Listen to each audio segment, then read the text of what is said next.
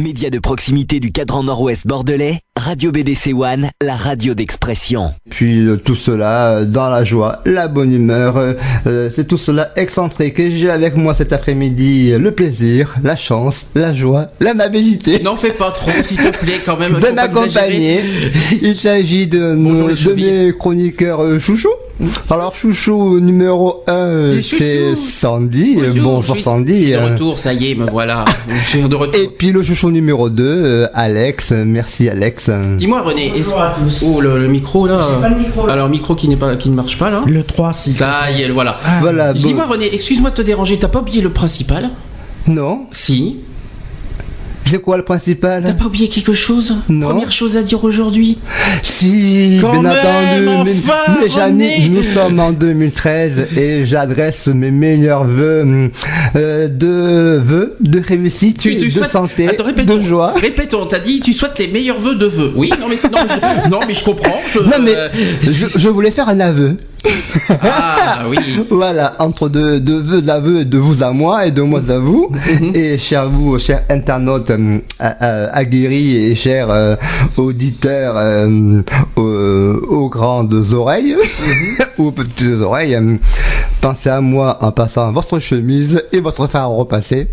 Et puis voilà, vous m'écoutez mes bêtises que je vous raconte et de temps en temps, vous tendez l'oreille, il y a quelques sujets intéressants qui vont être évoqués quand même dans nos émissions. Voilà, merci Sandy. Oui, je suis là. Bonne année. Bonne année. Enfin, bonne année en priorité d'abord aux auditeurs quand même. Pas moi. C'est ce que je l'ai dit. Voilà, oui. C'est d'abord aux auditeurs. Bon, c'est vrai, on dit souvent la même chose. On souhaite le meilleur, mais bon, faut être réaliste aussi. On souhaite le meilleur. Tout le monde n'a pas la même chance que tout le monde, donc.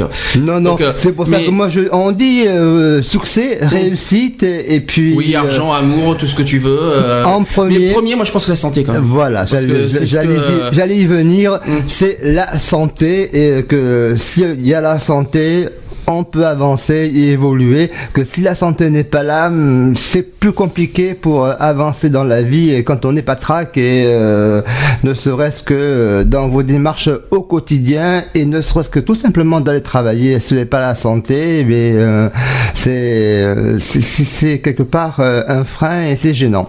Voilà.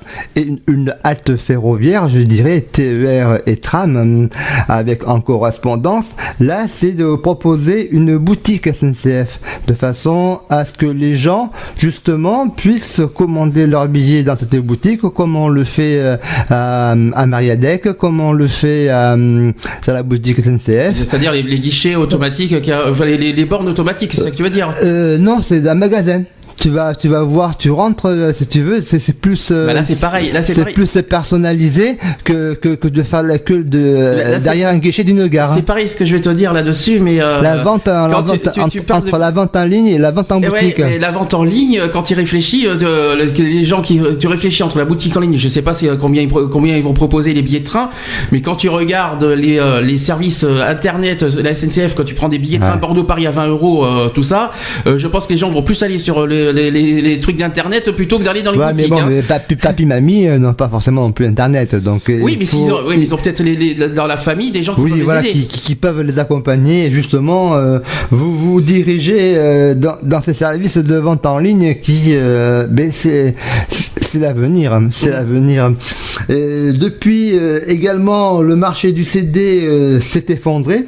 Oui, il y a le MP3 maintenant. Par le téléchargement qui s'est en fait banalisé, iTunes a explosé. iTunes, bien, oui c'est vrai, on l'a oublié iTunes. C'est toute une époque donc qui agonise dans les rayons du faisceau de la place de Gambetta. L'apogée des CD, l'âge d'or des cassettes, vidéo, une certaine idée de la modernité et du commerce. Au début, ils avaient le sentiment d'être dans la vérité du moment. Tout était nouveau, la mise en scène des disques, les showcases, la musique en permanence, l'ouverture le soir et le dimanche, le fameux Virgin Café où vous pouvez prendre une pause détente, et tout cela, mais cette fin est sans doute inévitable. Regarde les singles par exemple. Triste, les singles par exemple, ça a été très vite rapide. Avant on voyait beaucoup de rayons singles. Aujourd'hui aujourd'hui, on les voit plus. Maintenant, c'est les MP3 qui, effectivement, les téléchargements MP3 qui explosent. C'est pour ça, après, concernant les albums, je suis pas totalement d'accord parce qu'il y a des albums oui, il y a certains artistes qui le font qu'en MP3 ou sur iTunes, par exemple. Effectivement, on a oublié iTunes, on a complètement oublié d'en parler. Non, mais j'avais parlé d'Amazon et Cdiscount, c'est vrai que j'ai complètement oublié de iTunes. Là, c'est dans le téléchargement. Et voilà, alors les singles, voilà, on les voit plus à cause des MP3. Les albums, moi je pense que je suis pas totalement d'accord. Je crois que c'est 50-50 quand même parce qu'il y en a certains qui n'ont pas d'MP3, qui ne font pas téléchargement. Justement, tu parles des personnes âgées, tout ça, tout ce que tu veux. Il y a des gens qui sont encore très CD. Oui, bien sûr. Mais c'est vrai que les ventes ont beaucoup baissé au niveau des CD par rapport à cause, entre autres, des téléchargements et des MP3 et puis un téléchargement illégal malheureusement aussi. On citera pas. Et que malheureusement et que là comment dire ça aussi. Tu crois qu'un jour les CD vont plus exister en gros? Si.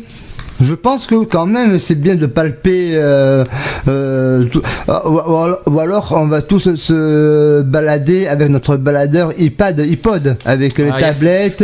Et moi je me rappelle des baladeurs cassettes. Aujourd'hui ce sont des baladeurs iPod MP3, carrément MP3. Et donc, les pubs ça y va aujourd'hui. Non mais c'est un matériel, c'est un moyen d'écouter de la musique. On explique le phénomène de ce qu'il en résout oui. Par rapport à un baladeur cassette à l'apogée d'aujourd'hui, les bons vieux Walkman et aujourd'hui donc ceux qui remplacent les baladeurs Walkman ce sont bien les baladeurs MP3. Voilà, c'est ça que je veux dire. Oui, les petits machins, les petits Walkman, les petits il y a une P4 aussi maintenant vidéo également. Mais je suis pas totalement d'accord. Je crois que ça marche très bien, mais on peut pas dire que voilà tout le monde s'adapte au MP3. Moi, je suis pas totalement d'accord. Il reste encore des CD. Les jeunes surtout s'adaptent au MP3. Ouais. Mais pas la vieille génération. Voilà, après, c'est comme notre vieux lecteur CD va devenir obsolète bientôt. On parlait déjà que les CD, lecteurs, c'est qu'on voit déjà les CD, on avait entendu parler à une époque que ça devait devenir des mini-disques, ça n'a jamais été le cas. Et si, ils ont essayé. Mais ça n'a pas les 8 cm, les 16 cm et ça n'a pas marché finalement. Non, ça n'a pas pris. Ça n'a pas pris donc on est resté sur la CD bonne normal. trame du CD normal. Moi j'ai le coffret de Clo-Clo de 1987, le premier CD où les chansons ont été rediffusées. Alors j'avais la partie vinyle en 33 tours et la partie en CD 87 qui ont T'as vu encore le jour, des vinyles. le coffret. Ah oui, j'ai encore. Oh là là, t'as même un tourne-disque. J'ai 200 un manche-disque j'avais moi. T'avais un manche-disque. Oui, on appelle ça un manche-disque. Un manche-disque que tu insères puis tu as la chaîne ici une platine disque quoi, comme on a comme les DJ ont tout simplement pour scratcher leurs morceaux et le partager. C'est pas avec des MP3 qu'on peut scratcher. La musique, voilà. Après, maintenant, c'est la fameuse clé USB où on met nos musiques.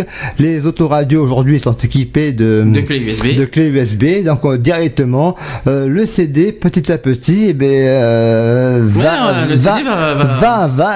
en diminuant parce que tout cela, la musique, on l'aura directement dans les médias. Il y a peut-être un truc qui va marcher parce que ça a commencé, mais j'en vois plus aujourd'hui. C'était quoi, il y a 2 ou 3 ans?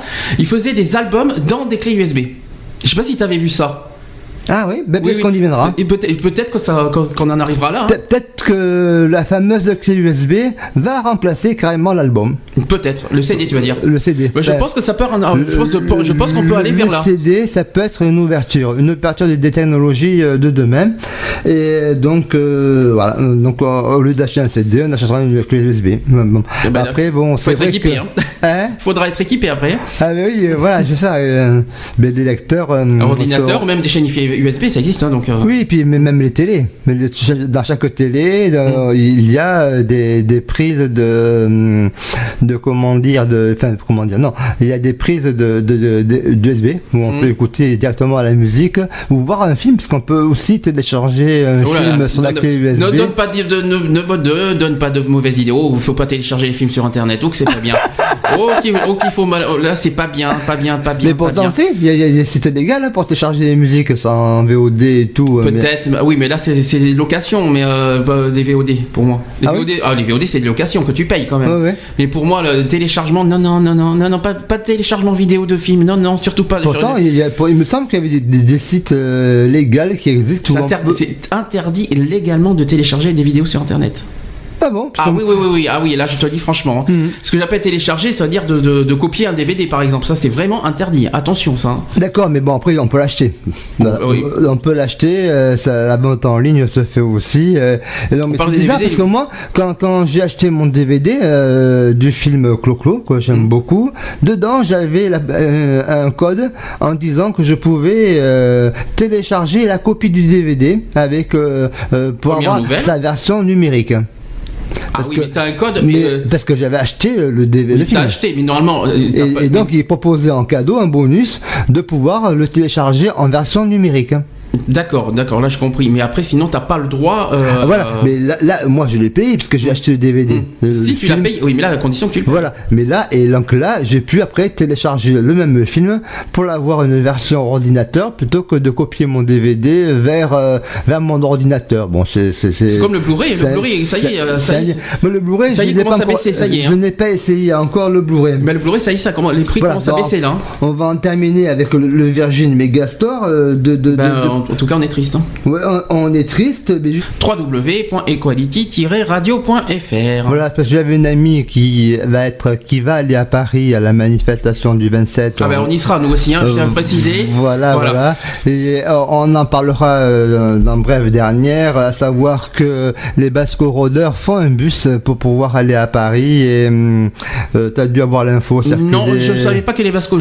J'attendais des nouvelles de la LGP de Bordeaux. Voilà, on attend, mais peut-être qu'on aura des nouvelles par rapport à la manif bordelaise, on y reviendra. Le gouvernement devrait dévoiler la nouvelle contribution exceptionnelle frappant les ménages très aisés qui remplacera la taxe de à 75% censurée donc par le Conseil constitutionnel. Seule certitude, cette contribution sera limitée dans le temps, probablement à 2 ans, et elle ne prendra pas la forme d'une tranche d'impôt sur le revenu, comme l'a précisé Pierre Moscovici, le ministre de l'économie, dans une interview aux Échos de vendredi. Donc cette taxe, ses contours restent encore flous. L'incertitude en revanche, c'est cette contribution exceptionnelle frappant les ménages très aisés, limitation dans le temps. Pour se tirer de ce mauvais pas, Bercy étudie également une autre piste, passée par une imposition supportée par les entreprises sur les très hauts salaires, mais cette option a ses écueils. Quid des indépendants, riches, avocats ou autres gestionnaires de fonds? Les arbitrages sont difficiles. Autre problème, la taxe à 75% sur les revenus de plus de 1 million d'euros a été retoquée, car elle s'appliquait par personne sans prendre en compte le foyer, mais une imposition conjugalisée, compatible avec la décision du Conseil, n'irait pas sans injustice, fait-on remarquer à Bercy, avec une surtaxe suivant cette feuille de route et en se déclenchant à 1 million par célibataire et 2 millions par couple. Une personne seule gagnant 1,2 million serait taxée et pas un couple où l'on percevait 1,2 million et l'autre rien. Voilà. Est-ce que ça concerne ceux qui gagnent au loto? Normalement non, parce que c'est non imposable. Mais ça pourrait concerner, on sait jamais. Mais voilà. Et après il y a 2 autres choses que je voulais dire. Pourquoi la Russie? Pourquoi en Russie?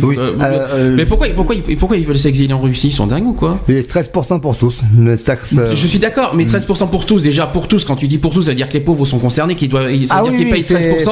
Ouais. Moi je trouve ça scandaleux déjà, premièrement, qu'ils fassent payer aussi les plus pauvres avec 13% de leurs revenus qu'ils ont misérablement, ils ont que dalle. Déjà, et ils vont là-bas alors qu'à côté, la pauvreté, ça n'existe pas chez eux. Enfin, je sais pas comment expliquer, mais les plus pauvres sont encore plus pauvres en Russie, c'est encore plus dingue. Et la troisième chose que la troisième chose que je voulais dire, c'est qu'est-ce qu'ils se plaignent de, voilà, par rapport à la taxe. Je sais que 75% c'est énorme, je le conçois, mais par exemple, je prends un exemple, un footballeur qui gagne 1 million, par exemple, je sais pas combien tous les mois, je crois, pour taper sur un ballon. Franchement, il y en a plein qui rêveraient de gagner 1 million pour taper sur un ballon. Ben oui, je sais même pas. Déjà qu'il y en a qui se cassent la tête à travailler durement pour gagner des salaires misérables, et eux, les acteurs, les footballeurs se plaignent alors qu'ils reçoivent des sommes considérables et astronomiques et qui sont scandaleux. Moi, je trouve ça, personnellement, scandaleux les salaires qu'ils ont. Alors qu'à côté, il y en a certaines qui se cassent les pieds à gagner leur vie, et difficilement. Moi, alors pourquoi ils se plaignent? C'est quand même scandaleux, quoi. Tout à fait, voilà, ça c'était la chose que je voulais souligner personnellement. Voilà. Maintenant, là, ce qu'il faut préciser, c'est que Gérard Depardieu vient, pour son dernier film là, qui risque de sortir, il vient de toucher 35 millions pour. Oui, de cachets, bien entendu. Mais il faut savoir que ce sont des cachets privés, que ce ne sont pas des cachets d'État. Il avait été souligné le problème de savoir que c'était l'État qui payait cachet à Depardieu. J'ai dit non. Il a été dit que ce sont les sociétés privées qui rémunèrent les acteurs de leur participation dans des films. On continue sur l'exilie fiscale. On va revenir après la polémique de Depardieu. Brigitte Bardot fait parler d'elle, donc elle menace de demander la nationalité russe, ce que si les autorités françaises décidaient d'euthanasier ces fameuses 2 éléphantes. Voilà, donc à quand l'exode fiscal de Lara Fabian, de Mireille Mathieu. Voilà, Lara Fabian, elle est belge, Lara Fabian. Oui, mais pourquoi pas? Et avant? Lara Fabian, elle est belge, elle n'est pas française. Ah oui, elle est belge. Donc qu'est-ce que Lara Fabian fait là-dedans? Là-dedans. Écoute, oui, mais bon, peut-être qu'elle est belge. Ah oui, elle est belge. D'accord, donc non, mais c'est l'exode, donc il est mentionné ça dans cet article. Donc ce n'est pas la fuite des cerveaux, mais des vieux comédiens en mal de fric ou de pub. Triste constat en ce début d'année 2013. GG et Bébé veulent se barrer. D'abord GG voulait aller à c'est qui GG? Ah, Gérard Depardieu et Bébé. Ouais. Ah oui, on a même parlé des 3B. Alors déjà, on a des triple A sautent, alors on parle aussi des triple B. Voilà, elle avait reçu donc son coup en faisant beaucoup de remous. Une lettre controversée et plusieurs attaques plus tard. C'est maintenant en Russie que Mister Depardieu souhaite s'établir là où l'impôt sur la fortune n'existe pas. Bon, son grand pote de vodka, Vladimir Poutine, lui a donné la citoyenneté. N'empêche que s'exiler en Russie, il faut être tarte quand même. Alors du coup, GG fait une déclaration d'amour à la Russie qu'on est tous pas prêts d'oublier. La Russie qui est un pays antidémocratique, tout ce que vous voulez, et puis il faut s'exiler là-bas. Mais ils sont vraiment tartes. Il faut vraiment être tarte. Je comprendrais pour la Belgique, la Suisse. Un extrait du courrier de GG. Alors, vas-y, donne ça, qu'on rigole. Oui, j'ai fait cette demande de passeport et j'ai le plaisir qu'elle ait été acceptée. J'adore votre pays, la Russie, ses hommes, son histoire, ses écrivains. J'aime y faire des films où j'aime tourner avec vos acteurs comme Vladimir Markov. J'adore votre culture, votre intelligence. Mon père était un communiste de l'époque. Il écoutait Radio Moscou. C'est aussi cela ma culture. En Russie, il y fait bon vivre. Pas forcément à Moscou, qui est une mégapole trop grande pour lui. Il préfère la campagne et il connaît des endroits merveilleux en Russie. Par exemple, il a un endroit qu'il aime et qui trouve le Go-Filmophon, dirigé par son ami Nicolas Borodache, au bord des forêts de Boulot. Il y sent bien et il va apprendre la langue russe, bien entendu. Il a même parlé au président François Hollande. Je lui ai dit tout cela. Il sait que j'aime beaucoup votre président Vladimir Poutine par courrier adressé au chef de l'État français et que c'est réciproque. Il lui a dit que la Russie était une grande démocratie et que ce n'était pas un pays où un premier ministre traitait un citoyen de minable. Il aime bien la presse, mais c'est aussi très ennuyeux car il y a trop souvent une pensée unique. Par respect pour votre président et pour votre grand pays, il n'a donc rien à ajouter.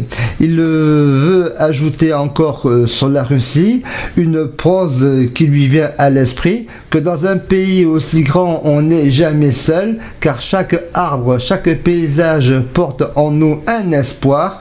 Il n'y a pas de mesquinerie en Russie, il n'y a que des grands sentiments. Oui. Et derrière ces sentiments, beaucoup de pudeur dans cette immensité.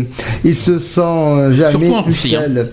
Ces deux, ça va aussi. Non mais surtout en Russie, beaucoup de sentiments en Russie, tu peux pas t'imaginer. Surtout en Russie. Merci. Non mais franchement, non, mais c'est juste le sentiment de tuer tout le monde. Non mais sérieusement, d'abord j'aime ci, j'aime là, ça fait un petit peu trop too much pour histoire de rentrer en Russie. Quand même. Non mais il y en a plein. Non mais là il y en a plein franchement. Non mais déjà, on ne retiendra qu'une chose, la grande démocratie, un terme qui fait hurler dans les chaumières, parce que la Russie, quand même, avec l'indéboulonnable Poutine, ne semble pas vraiment être partisane de la libre parole, voire de la libre pensée.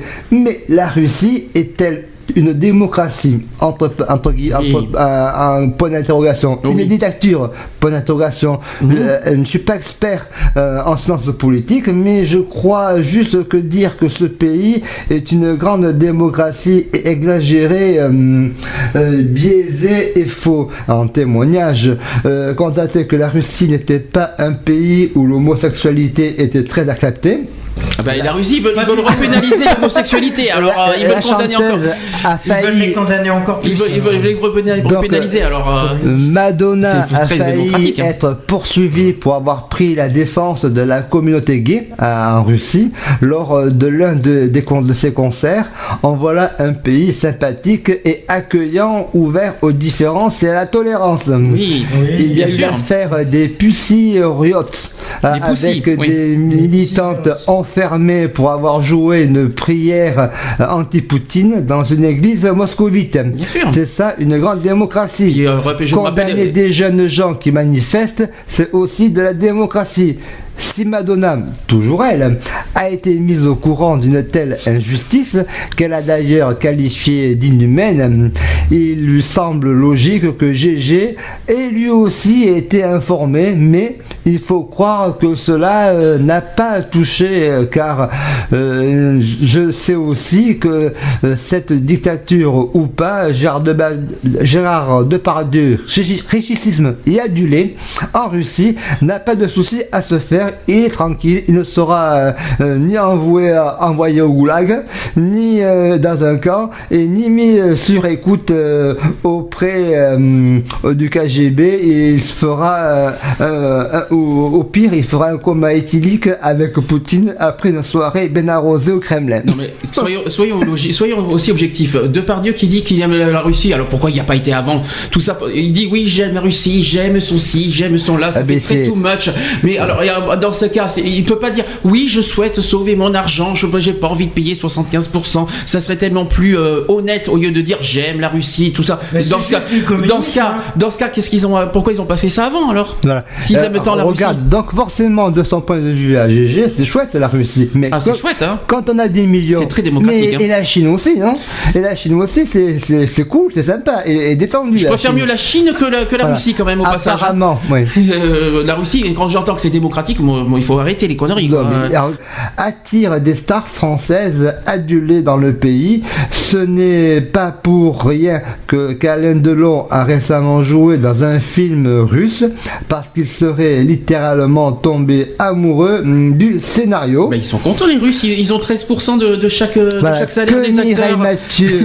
Mireille Mathieu est une véritable idole là-bas en Russie. Grande priorité donc 2013 de ce gouvernement qui veut inverser la tendance des 9 millions de chômeurs et cette question là sur l'emploi mais déjà ils disent 10,5 millions en 2013, alors on va voir ce que ça va donner. Avec tous les licenciements. Donc, grosse discussion. Alors, il faut savoir que le chef de l'État et Jean-Marc Ayrault ont fait une réunion vendredi avec deux questions sur l'emploi. On attend un accord historique sur l'emploi de la part de ceux qui opposent patrons et syndicats. L'échéance se rapproche les 10 et 11 janvier prochains. Les partenaires sociaux doivent se retrouver pour signer un accord historique sur l'emploi.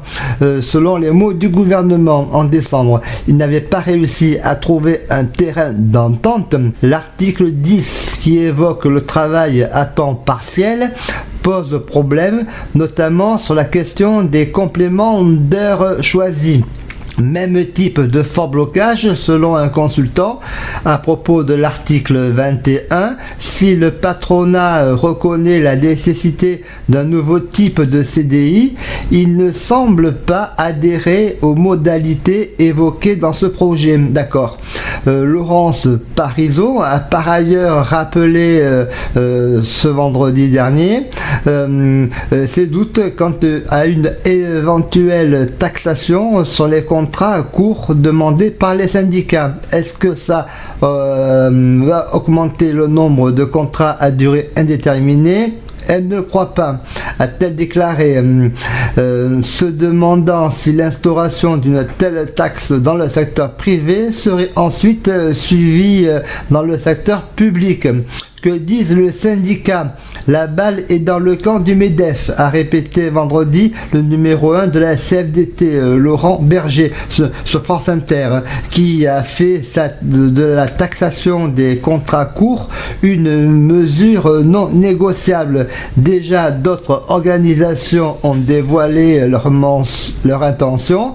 La CGT ne signera pas et le paraphe de FO devient de plus en plus improbable. Laurence Parisot est donc de son côté plutôt optimiste.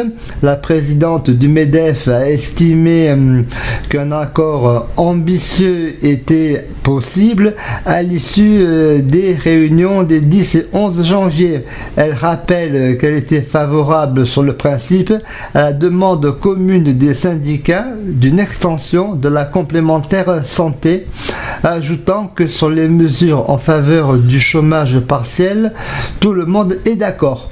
Que se passera-t-il? Des partenaires sociaux ne s'entendent pas.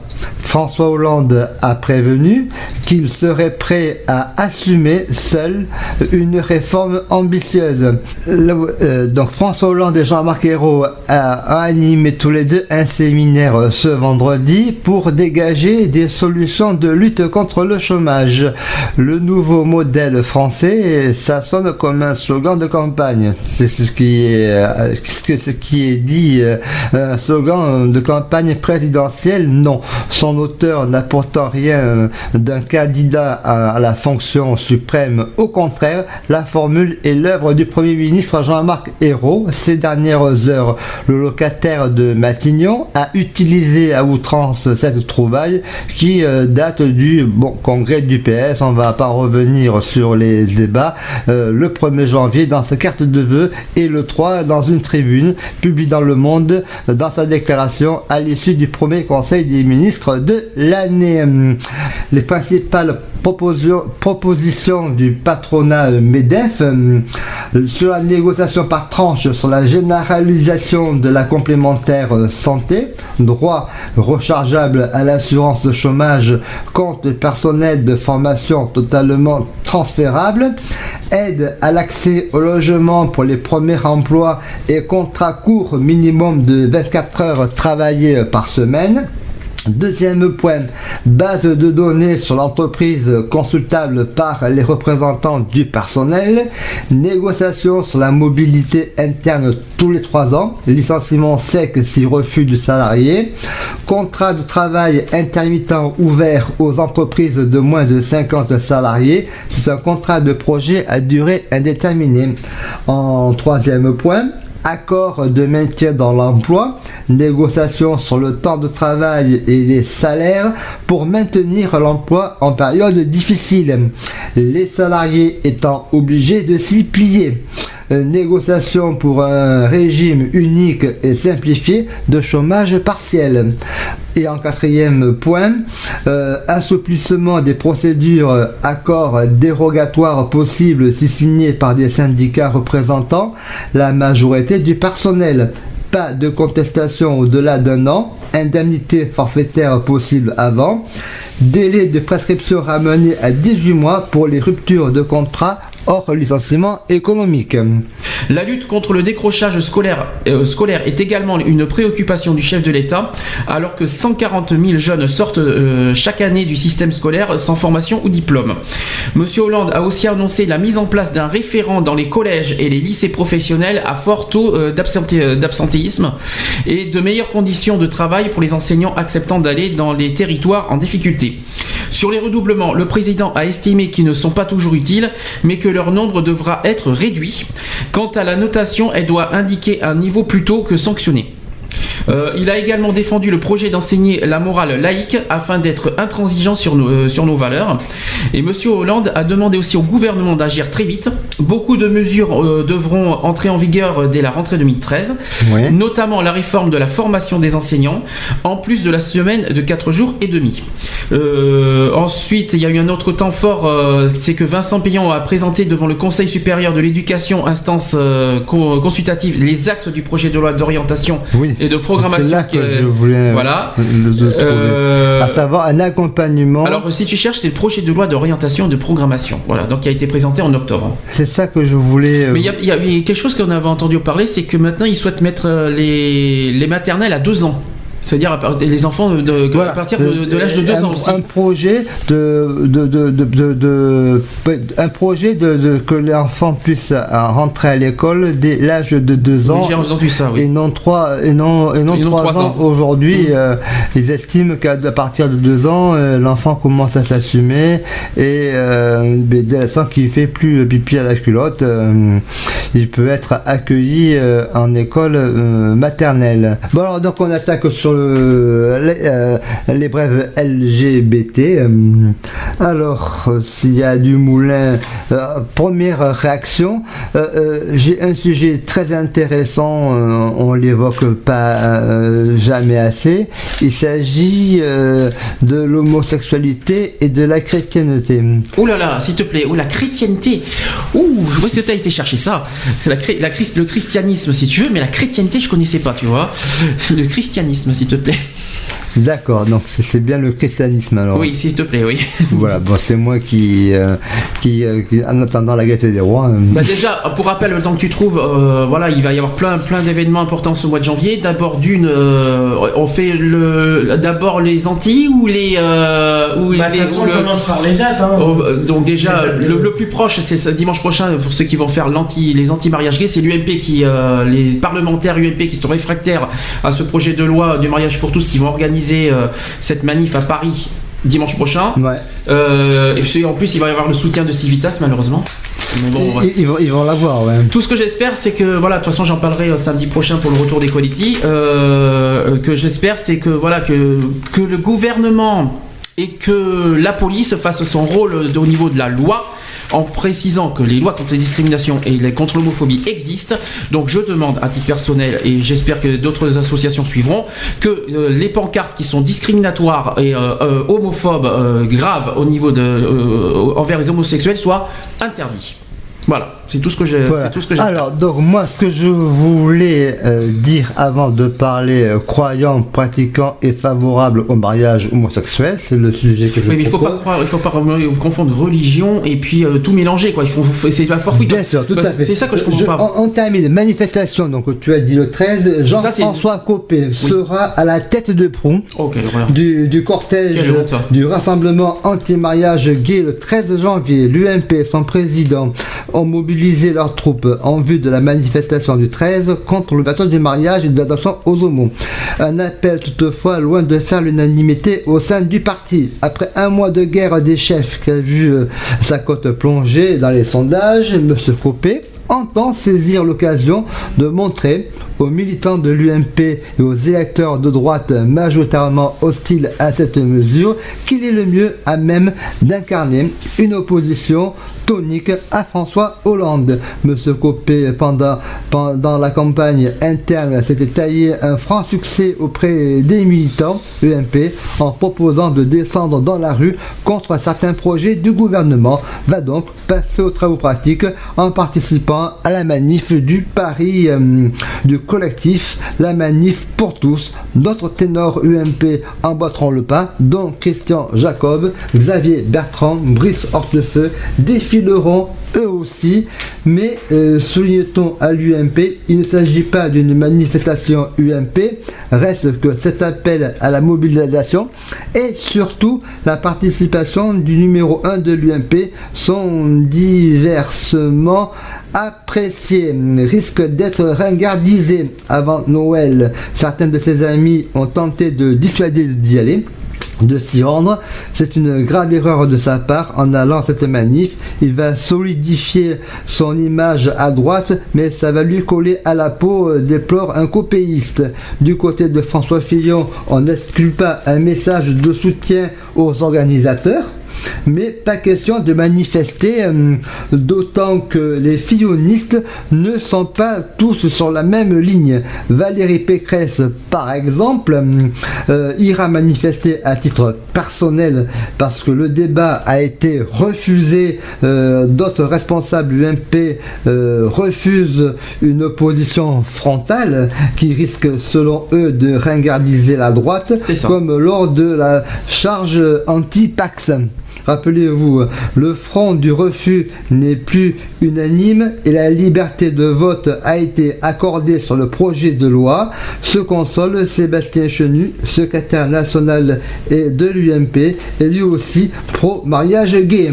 C'est honteux parce que quelqu'un qui est censé représenter un groupe politique qui va se mettre à l'avant, sachant que tout l'UMP ne sont pas forcément contre le mariage gay, là ce que fait Copé par rapport à l'exemple de l'UMP, c'est mal barré. Ils sont en train plus de diaboliser en faisant ce qu'il va faire là dimanche. Il va plus diaboliser l'UMP qu'autre chose. Voilà. Donc stratégiquement, il va faire une grosse erreur. Hollande soutient Vincent Payon. Le syndicat de l'enseignement privé FEP-CFDT a exprimé son soutien hier à la mise en garde du ministre de l'Éducation Vincent Payon concernant le débat sur le mariage homosexuel dans les établissements catholiques. Jeudi, le syndicat qui soutient le projet de loi sur le mariage pour tous s'était inquiété de l'appel à l'organisation de débats lancé par le secrétaire de l'enseignement catholique Éric Delabarre au chef d'établissement. François Hollande a soutenu hier son ministre au nom de la neutralité de l'État dans tous les établissements scolaires, qu'il n'y ait pas un truc. Alors, on y reviendra d'ici quelques instants. Vous parlez, ce qui est intéressant aujourd'hui, croyant, pratiquant et favorable au mariage homosexuel, en voilà il s'agit de David et Jonathan, en voilà les faits. Des associations chrétiennes mais aussi musulmanes militent en faveur du mariage pour tous. Dans une pétition, les chrétiens ne s'opposent pas tous au mariage homosexuel, loin s'en faut. Ils sont chrétiens, pratiquants, mais contrairement à leur hiérarchie, notamment catholique, ils défendent le mariage pour tous, protestant vivement contre un épiscopal qui, disent-ils, ne les a jamais consultés. Dans une pétition, la Fédération Réseau du Parvis, créée il y a 14 ans et qui regroupe une quarantaine d'associations en quête d'un christianisme rénové, s'insurge contre l'ampleur que prend l'implication de l'épiscopat français dans la préparation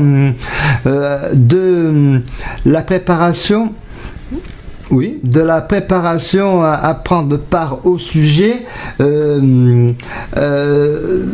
de la manifestation du 13 janvier. L'épiscopat dit vouloir un débat sur ce sujet pour faire entendre l'opinion publique française, alors qu'il ne tient aucun compte de l'opinion publique dans l'Église catholique, ni sur ce sujet et ni sur aucun autre, relève la Fédération. Les chrétiens catholiques ou d'autres confessions sont divers dans leurs approches de cette question. Les évêques n'ont aucun droit à parler au nom des catholiques qu'ils n'ont jamais consultés, estiment les réseaux du Parvis, dont la pétition Trop c'est trop aurait obtenu plus de 3000 signatures. Promue par Témoignages chrétiens ou Goliath,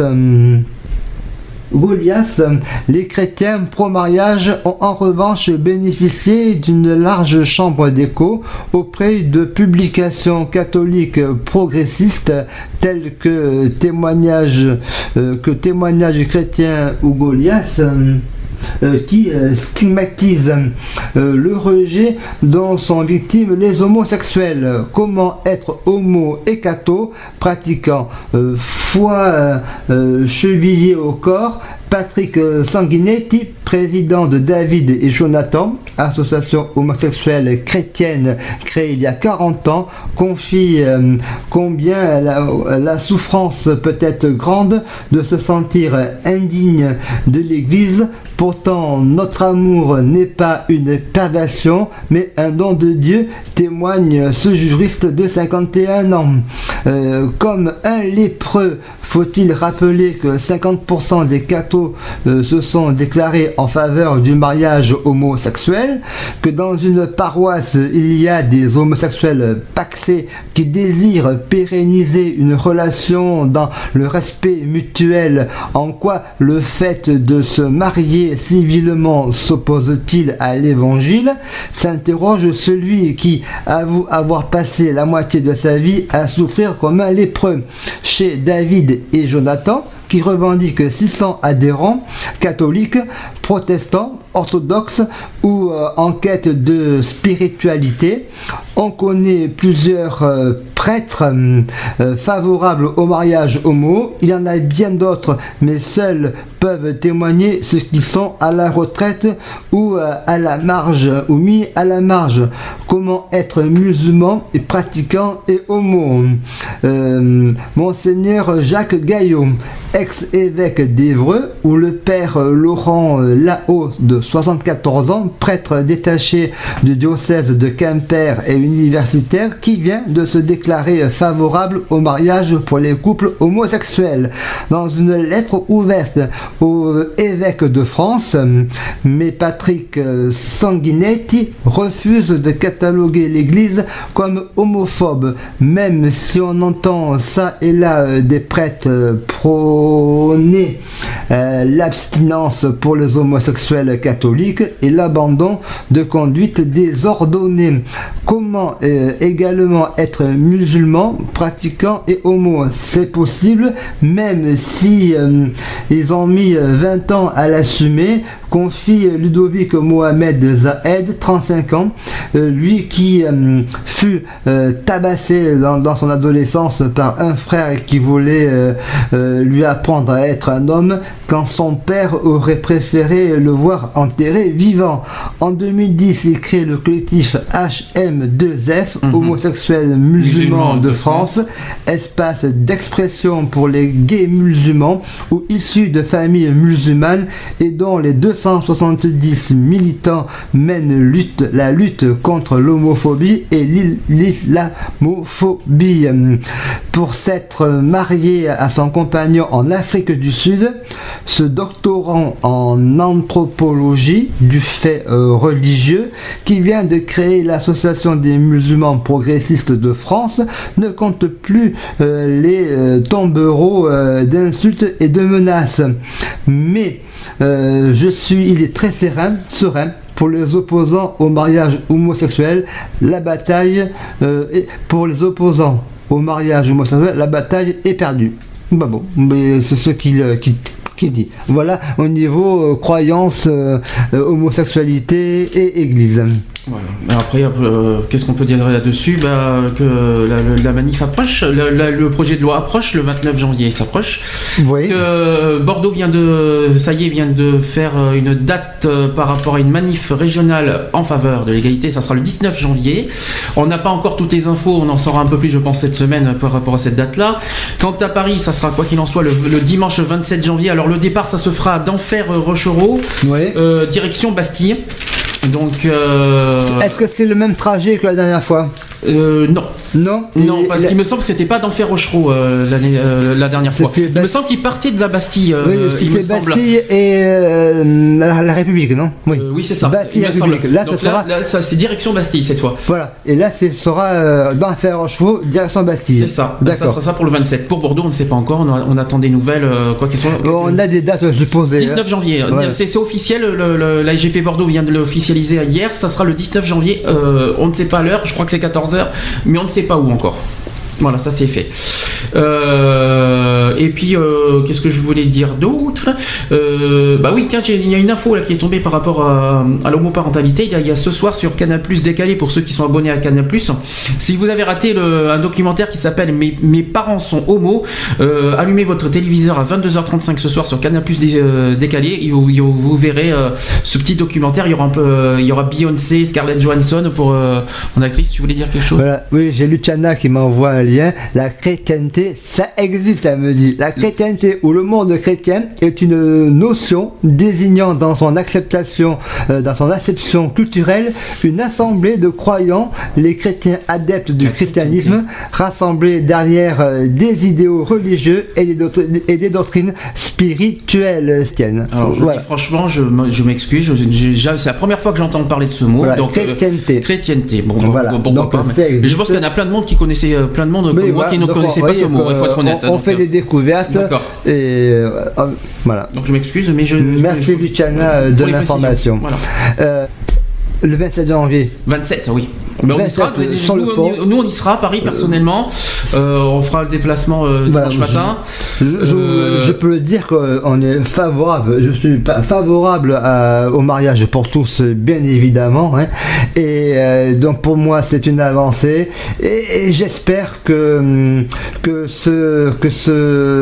cette loi ne sera pas dénuée de son sens, comme je l'ai dit dans les précédentes émissions. Je l'ai soutenu et que enfin ces préjugés, parce que je fais de la lutte pour les préjugés, soit